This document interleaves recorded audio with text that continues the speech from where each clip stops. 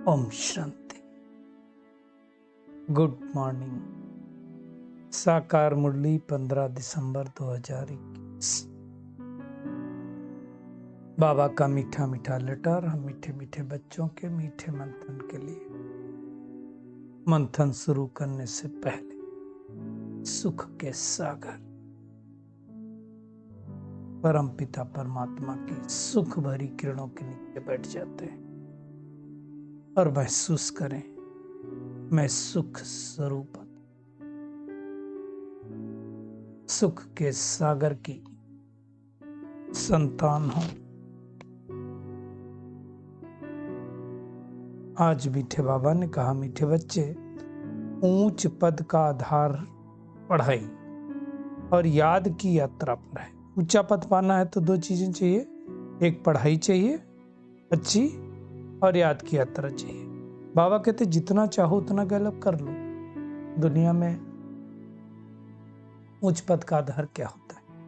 लौकिक पढ़ाई अगर हम करें, मेहनत, जितनी मेहनत करेंगे, जितना कंपटीशन क्रैश करेंगे है ना, उतना उच्च पद मिलता है। लेकिन यहां पर केवल पढ़ाई करने से नहीं मिलेगा। दूसरा है याद। 4 सब्जेक्ट है ना हमारा, ज्ञान भी चाहिए, नहीं पढ़ाई भी चाहिए तो याद भी चाहिए, तो फिर धारणा भी चाहिए और सेवा भी चाहिए। 4 सब्जेक्ट है ना। उस दुनिया में भी पढ़ाई में जितने सब्जेक्ट होते हैं सब में करना पड़ता है। आज का प्रश्न है, कौन सा गुह्यराज पहले पहले नहीं समझाना है? क्यों? बाबा कहते हैं ड्रामा का जो गुह्यराज है वो पहले पहले नहीं समझाना चाहिए। नहीं तो कई लोग क्या कहते हैं, फिर मूंझ जाते हैं। ड्रामा में होगा तो हम पुरुषार्थ करेंगे, ज्ञान में चलेंगे, आप ही राज्य मिल जाएगा, आप ही पुरुषार्थ कर लेंगे। अब पूरा नहीं समझ पाए ज्ञान के बातों को तो उल्टा पुल्टा करने लगते हैं, मतवाले बन जाते हैं। अरे पुरुषार्थ के बगैर बाबा कहते पानी भी नहीं मिल सकता। तो ड्रामा की है उल्टी एप्लीकेशन। ड्रामा की सही एप्लीकेशन क्या है कि ये वाला हो गया, जब कोई चीज बीत गई उसके बाद हम कहेंगे ड्रामा, पहले ड्रामा नहीं, बाद में ड्रामा। उसका गीत है, भोलेनाथ से निराला, गौरीनाथ से निराला कोई और नहीं, मेरी बिगड़ी बनाने वाला कोई और नहीं। जब संसार की बिगड़ी हो जाती है, बिगड़ जाती है इस सृष्टि, तो परमात्मा आकर के उस बिगड़ी को बनाता है। बाबा कहते हैं मीठे मीठे रूहानी बच्चों पर गुड मॉर्निंग। अब बाबा ने इतने भपके से कहा तो हम बच्चों क्या करना चाहिए? मीठे बाबा गुड मॉर्निंग। बाबा कहते हैं बच्चों को तो और जास्ती भपके से बोलना चाहिए, उल्लास से बोलना चाहिए। तो बाबा आखिर वो दिन आ गया कि आप आकर के गुड मॉर्निंग बोलते हो। अब जब हम सतो प्रधान बन जाएंगे तो थोड़ी बाबा को याद करेंगे। अभी तमो प्रधान है तो याद करते हैं कि हे पतित पावनाओ, हमको सतो प्रधान बनाओ। पतित को पावन बनाने के लिए उस पिता को ही आना पड़ता, दूसरा कोई बना नहीं सकता, इसलिए उसको सुप्रीम फादर कहा जाता है। क्राइस्ट को भी क्या कहते हैं? Son of God father. Supreme father का सन कहते हैं। सुप्रीम तो एक ही है ना। वो समझाते भी हैं कि वो गॉड फादर ही इन पैगंबरों को इस सृष्टि पर भेजते हैं।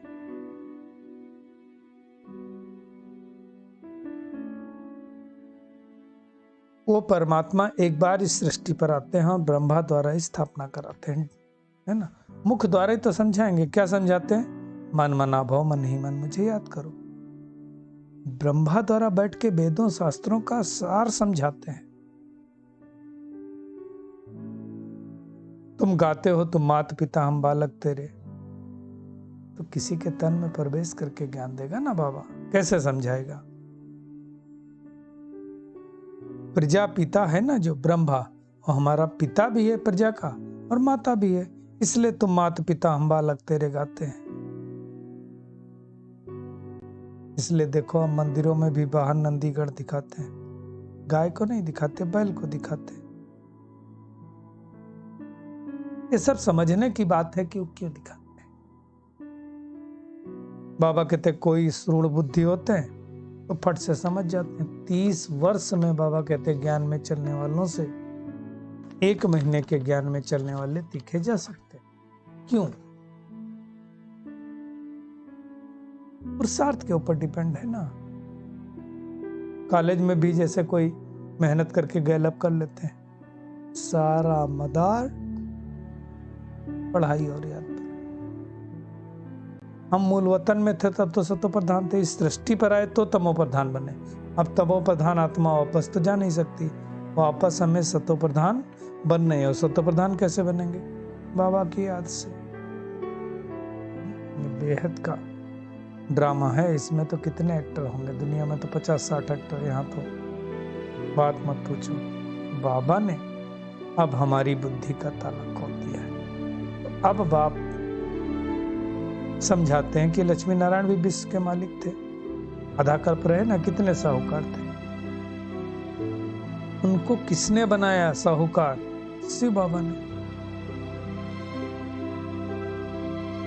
दुनिया में लोग राम की माला जपते हैं, परंतु कौन से राम को समझते हैं? त्रेता वाले नाम राम को। ये थोड़ी कोई जानता है कि ईश्वर उसको राम कहते हैं, वो कोई नहीं जानता है। राम कौन, रावण कौन, दुनिया मूंझी हुई है। इसलिए कहते हैं ईश्वर को बाबा कहते राम कहा ही नहीं जाता है। आजकल दुनिया में तो कम हो गया, रावण को जलाते हैं तो कितना खर्चा करते हैं, कोई मतलब निकलता है क्या? लेकिन नहीं, चला आ रहा है।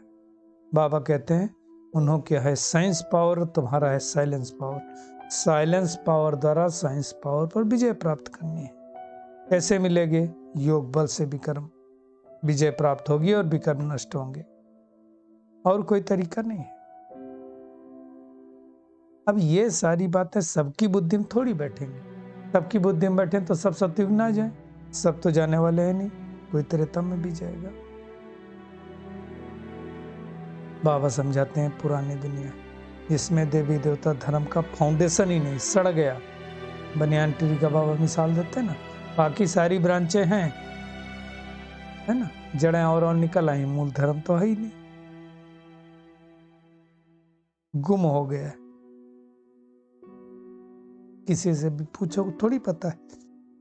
अगर किसी से भी पूछो, दुनिया वाले कहते हैं ब्रह्मा की नाभि से विष्णु निकला, विष्णु की नाभि से ब्रह्मा निकला, क्या अर्थ है? मूझ जाएंगे, है ना। वास्तव में देखा जाए तो वही ब्रह्मा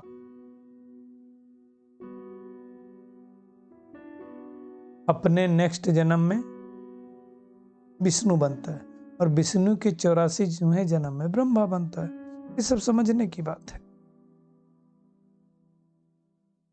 बाबा कहते हैं यह है मनुष्य सृष्टि का झाड़, इसमें वैरायटी धर्म है। पहले इस्लामी आते हैं, फिर बौद्धि आते हैं, है ना, फिर क्रिश्चियन आते हैं। ये सब एक एक धर्म पिता आकर के अपने अपने धर्म की स्थापना करते हैं, परंतु सत्य धर्म ब्राह्मण धर्म की स्थापना कोई कर नहीं सकता। किसी को ताकत नहीं है, उसके लिए परमात्मा को इस सृष्टि पर आना पड़ता है, और वो हर कल्प कल्प के 5000 वर्ष के बाद आता है। तो बाबा समझा रहे हैं मुख्य बात कि ड्रामा कह करके रुक नहीं जाना, हमें पुरुषार्थ करना। नहीं तो बहुत सारे लोग ड्रामा में होगा तो कर लेंगे, सब कुछ नूंदी है तो फिर करने की क्या जरूरत है? कुछ भी नूंद नहीं है, इसको अच्छी तरह से समझना। हम जो पुरुषार्थ करेंगे वो नूंद होगा। हाँ, कुछ बीत गया तब कहेंगे वो नूंद है, इसको समझना है। बाबा आते ही पतितों को पावन बना करके सहज रास्ता बतलाते हैं। क्या है सहज रास्ता? अपने को आत्मा समझो, उस पिता को याद करो। सिंपल बात है, याद नहीं करेंगे तो विकर्म नहीं विनाश होंगे, और विकर्म नहीं विनाश होंगे तो सजाएं खानी पड़ेंगी, और सजाएं खानी पड़ेंगी तो पद भ्रष्ट होगा। इसलिए बहुत ध्यान देना है। बाबा कहते हैं कि मेरा जन्म दिव्य अलौकिक है, मेरा आने का पाठ संगम पर एक ही बार है। मैं तुम्हारे बुलाने से नहीं आता हूँ, ड्रामा अनुसार जब मेरा पाठ होता है तब मैं आता हूँ।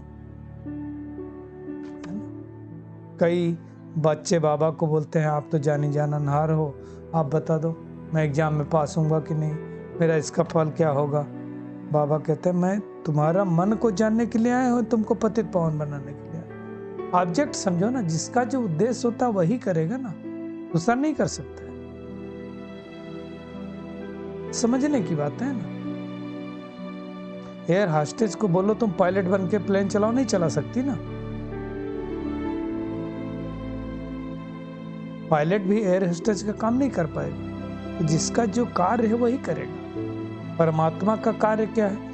वो शक्तिशाली सब कुछ कर सकता है, परंतु पतितों को पावन बनाने के लिए आता है, तो वही कार्य करेगा, दूसरा नहीं करेगा। ये समझने की बात है। इसलिए बाबा कहते मेरा जो पाठ है वही पाठ मैं बजाऊंगा।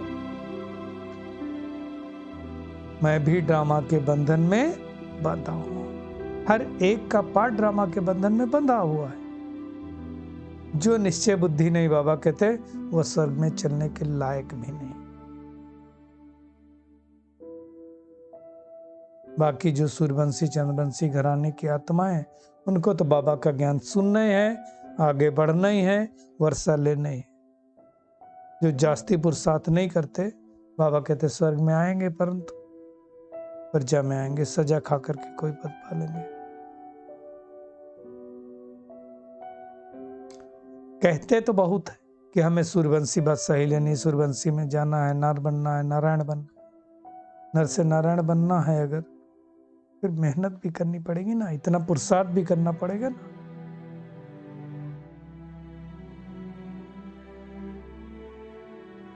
पहले कितनी तगड़ी भट्टी थी तो 350 भाई बहनें निकले, वैसी भट्टी बाबा कहते थोड़ी हो सकती। बस अब बाबा कहते मुझे याद करो, अब नाटक पूरा होता है, वापिस हमें घर जाना है। युक्ति बतलाता है बाबा, उस युक्ति पर चलो। कौन सी युक्ति? याद करने की युक्ति। जितना याद करेंगे उतना पति से पावन बनेंगे, और पुरानी दुनिया से ममत्व मिटाते जाओ। शरीर भी पुराना हो गया, दुनिया भी पुरानी हो गई। सतयुग में तो दुनिया भी नई, शरीर भी नया, तो हम गोरे बन जाएंगे। सांवरे से गोरा कैसे बनते? बाबा को याद करने में। आजकल दुनिया में तो राम को भी काला, कृष्ण को भी काला, शिव को भी काला लिंग दिखा दिया। बाबा कहते हैं मैं तो कभी काला बनता नहीं हूं, तो ये और प्योर है ना, तो सफेद बनाना चाहिए, वो भी बुद्धि काम नहीं करती। बाबा कहते हैं अच्छे अच्छे चित्र बनाओ जो दुनिया में लोग आकर्षित हों। बाबा ने योग द्वारा ऐसे से इतने अच्छे चित्र बनवाए। बाबा ही निष्काम सेवाधारी, दुनिया में कोई निष्काम सेवाधारी नहीं। बाबा कहते हैं मैं दाता हूं, इसलिए दुनिया में कोई नहीं सोचे कि मैं भगवान को देता हूं। भगवान ने हमको सब कुछ दिया ना, बातों को समझना। 21 जन्मों की बादशाही देता है बाबा, तो कितना ना प्यार से याद करना चाहिए। तो आज सारा दिन क्या करना है? एक तो ये अच्छी तरह से समझना है, हमको ऊंच पद पाना है, तो उसका आधार पढ़ाई और याद की यात्रा है। उसके बगैर नहीं ऊंच पद मिल सकता है।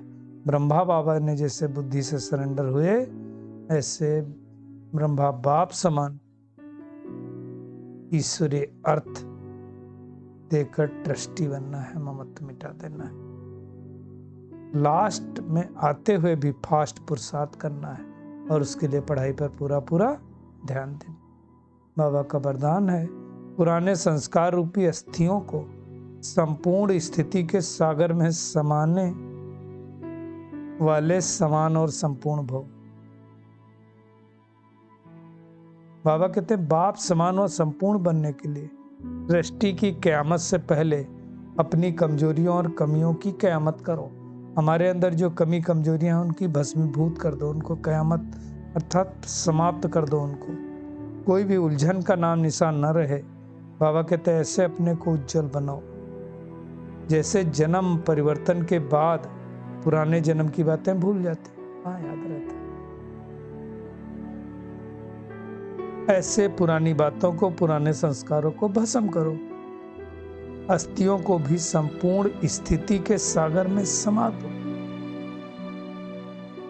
तब कहेंगे समान और संपूर्ण। कौन सी अस्थियों को, पुराने संस्कारों को, पुरानी बातों को, है ना, सागर में समा दो, अपनी संपूर्ण स्थिति में स्थित हो जाओ। लोगों ने विस्तार को सार में समाने की जादूगरी सीख लो तो बाप समान बन जाएंगे। बहुत अच्छी जादूगरी विस्तार को सार में बनाना। चलिए परमात्मा किरणों के नीचे बैठ जाते हैं और महसूस करें मैं ब्रह्मा बाप समान पुरुषार्थ करके सतयुगी बादशाही प्राप्त करने वाली आत्मा, उच्च पद पढ़ाई और याद के आधार पर पाने वाली आत्मा हूं। अब हमें अपने पुराने संस्कारों को, पुरानी बातों को, पुरानी कमी कमजोरियों को कयामत से पहले समाप्त कर देना है। पुरानी संस्कारों रूपी अस्थियों को संपूर्ण स्थिति के सागर में डुबो देना है ताकि हम शक्तिशाली बन सकें। लास्ट सो फास्ट जाने के लिए याद और पढ़ाई पर पूरा पूरा अटेंशन रखना है। शुक्रिया मीठे प्यारे बाप दादा, शुक्रिया आप सभी का इस मीठे मंथन के लिए। ओम शांति।